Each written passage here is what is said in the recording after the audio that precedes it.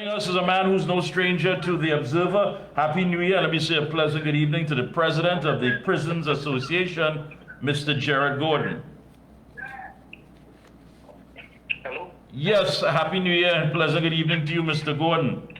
Same to you, Mikee. All right. Can you hear me loud and clear? Yes, I'm hearing you now. All right. I know you're moving about. All the best for 2025 and beyond.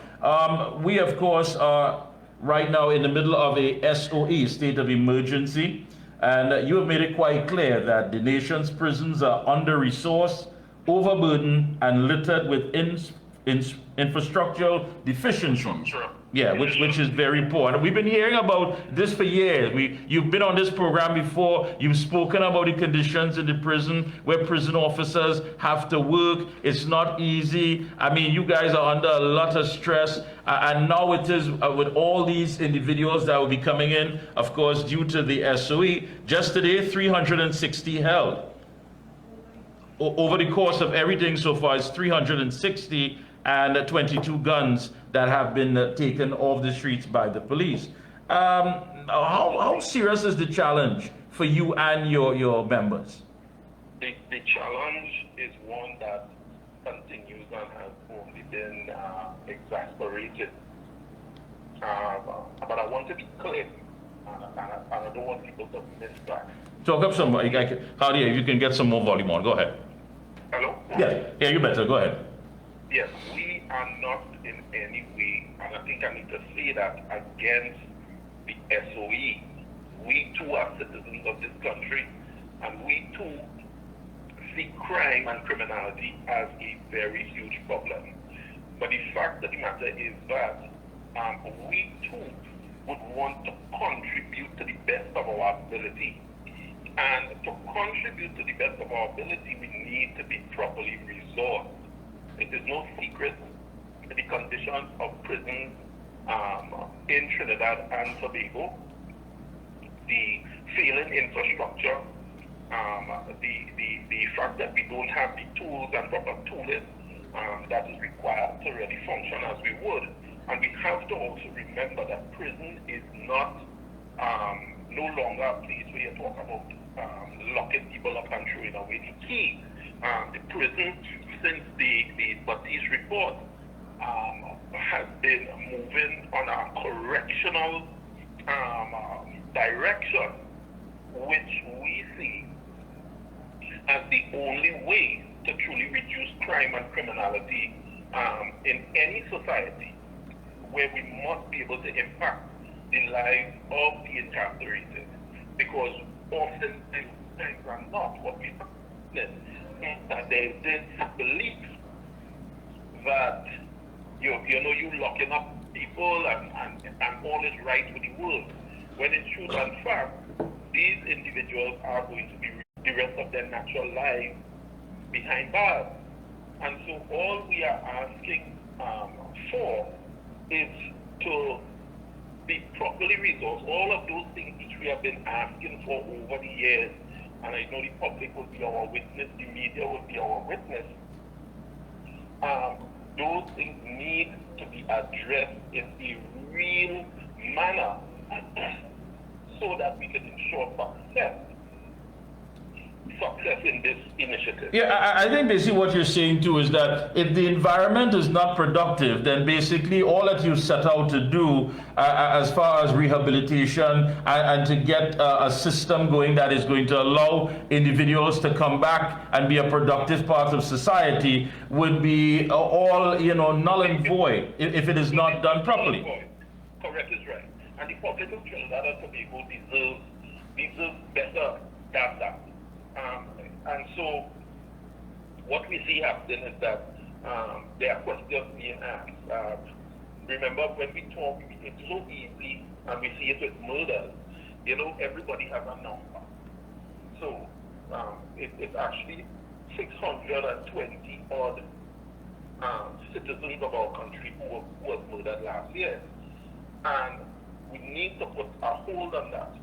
It could have been one life. But we need to understand that when we place numbers on things, somehow it dehumanizes the issue. And we see that happening in prison. So you stated earlier 360 people held Yeah. are still yet to see, because you would understand, well, I don't know if you know, but they can't hold people without charge beyond a particular time. Right. And so even even if we share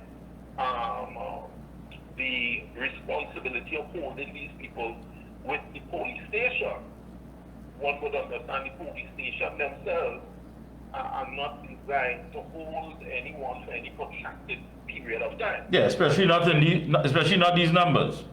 No, not those numbers. So they're going to have to come to us, and we have to remember. I know sometimes some people don't like to hear it, but unfortunately for us being correctional professionals, these people have to eat. They must be given some form of recreation or time outside, airing as we will call it. There are so many things that has to be provided to be able to hold a detainee, a remandee, an inmate, that our current system is buckling, was buckling at the knees before. And so what we are hoping is that in this environment where we are seeing the state attempted to make some moves to arrest this situation, is that they also understand that we need to be properly resourced so that we can ensure the success.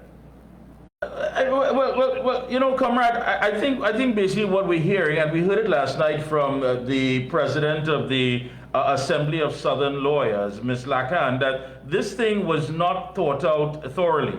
I mean, really and truly taking in consideration the legal aspect, the detaining aspect, the detention aspect. None of these things were worked out from A to Z. There was no comprehensive plan. And yet still, go ahead. And I'll tell you this. I was speaking briefly with another reporter today. And the statement made was, I didn't even study prison. When people say the SOE, the focus was like the police have more powers, the army have powers like the police, you have diminished rights, they can enter your home, no warrants, whatever. But no one thought about where are we going to house and possibly place into some sort of rehabilitated program those people who may be arrested and charged under these particular prevailing conditions. And this is why, sometimes it's so easy to villainize leadership, but really and truly, all of us, no one gave a thought. So, okay, the prisons is already 200 years old, it's Port of State prison. Carrera is around the same age. Yeah. When you look at that, they have the maximum security prison, which is our new, let's call it our newest holding facility, saying that it is well over 60 years old with not having the sort of resources to support its constant maintenance and upkeep. You have ECRC, which was purchased under the last, when they had the last SOE, and the then government, I would have attended personally an FNGP meeting where the discussion was surrounded purchasing that facility, and we told them those purchases, they still purchased $236 million for basically a warehouse, a shell, which to this day still does not have some of the basic amenities for food preparation and laundering of clothes for the people being held there. Basic stuff. So the thing about it is that we are not like the boy crying wolf. This is a really serious situation for the nation to consider, that if we continue to ignore this institution, the Gerard Gordon prison service, and I said it in my release, our officers are using their own money to purchase items, to continue for things to continue operating, repairing things, bringing their own tools. Could you repeat that, comrade, please? Repeat that, please. It's too important to be said once. Repeat that. Officers are using their own salaries from their salaries. That the same state is insisting they can't pay you anymore. That you have to take 4 of whatever is dished out to you.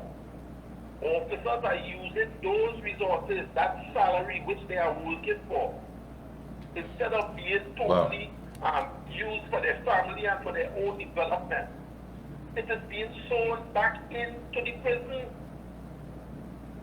And the fact of the matter is that, I will tell you this, Mikey, it is my firm belief, this is my opinion, that because we are what you call essential workers, which for me equates to a slave. Yeah. Because I cannot withhold labor to effect any change with management or to get things that I want. So all I can do is simply advocate. I have to come to work. Yeah. The Prime Minister would have said, go back to work. When we had the issue with the murders, and officer was murdered, and it was and so they're using this essential services. You are essential services. We need you to take you for granted. To take you for granted. That's it. Yeah, instead of it being an opportunity to treat this particular class of worker that you say you need, because you put us in a box, because you want to be able to have some control over how we get the labor from us. You place us in this box and then you treat us with some of the most gross and vile and scan courtesy. No, let's put it where it is, scan courtesy, because this is what you call politics of the shifting headache. You know, these individuals are a headache for society. You bring it, you shift it to the police, their responsibility, you shift it to the judiciary, and of course, it ends up in the hands of those who have to detain and try to rehabilitate these individuals, which is the prison system. And everybody forgets about the last part, because they have already played their part, and wherever it ends up, it's out of sight, out of mind, and you and your members have to deal with it with limited resources, not a safe environment, and they expect you to create something out of nothing. That's the facts. Correct.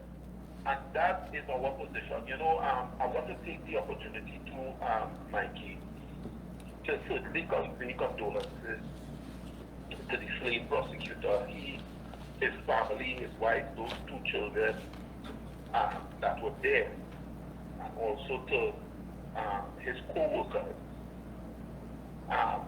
It is something that is ever so familiar to the prison officer experience.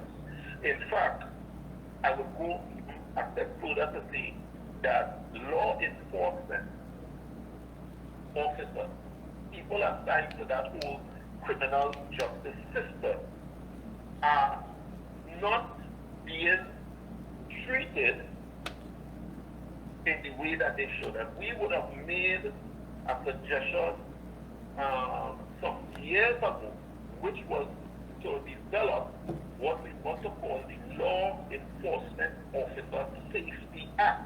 Yeah. Because the question is, if those who are to make safe are not safe, then what are we doing? If we cannot have the prison officer feel safe, the police officer feel safe, the state prosecutor feel safe, the customs officer, immigration, all of these people who fall under the umbrella of law enforcement, as a state, as a country, as a nation, as a people, cannot grasp and understand that we need to protect the protectors. And we need to be very, very, very decisive and very quick in our response to any dissent, attack, murder on these people. That what are we leaving for the citizenry? And I think that is a key component that the government has been missing. These people who are charged with these responsibilities, day in, day out, to uphold the law. For all of us, you, Mikey, your listeners, if we are failing when it comes to ensuring these people's safety. Who is protecting the guards? Yeah, no one is guarding the guards, and at the end of the day, we're all being taken for granted, and you're expected to come out here and give 100%. It doesn't matter whether the environment you're working in is safe. It doesn't matter whether you get the resources and the respect. It just simply does not matter. And with all of that, we expect to put a dent in this whole crime situation and arrest what is taking place in this country. It just doesn't add up, comrade. It doesn't add up. Well, go ahead quickly because we got to close up. Go ahead. So, but in closing, I would just like to say again, so I don't know, I'm hoping you have some influential listeners. I know. I laugh at them, but I laugh at I know. I know. It's a balance. You have to laugh as much as you cry. Go ahead. The law enforcement prison officers continue to do a job that is tremendously stressful in itself. Last year, we could have lost 24 active officers for various lifestyle diseases. I have to call it that, but all of them brought on by stress. So we had strokes, we had cancer, we had heart attacks, high blood pressure. And I'm certain if we were to even do a cursory glance at our brothers and sisters in the other arms of the protective services, there may be a similar story. So the thing about it is that this resource, this investment that has been made in having people trained and prepared, what are we doing it for? We are doing it to ensure public safety, and I'm saying that has been lost. It is not a thought with the policy and the lawmakers, and so we are easily cast aside. When in truth and fact, I firmly believe that we remain the cornerstone of ensuring that we can bring our nation back to some sense and semblance of, I don't want to say normalcy, but better than we have ever been before. Yeah. And I'm speaking now to whoever is listening. We need to focus on law enforcement, on the prison, especially to ensure that we gain the sort of success that we want. Thank you, comrade. It's always a pleasure to have you on. Best of luck to you and your entire association, all your members, all the hardworking prison officers out there. It's not easy, and the Observer is going to continue to highlight that and to ensure that the day comes that you are treated with the respect that you all deserve. Thanks, Mikey. Thank you, comrade.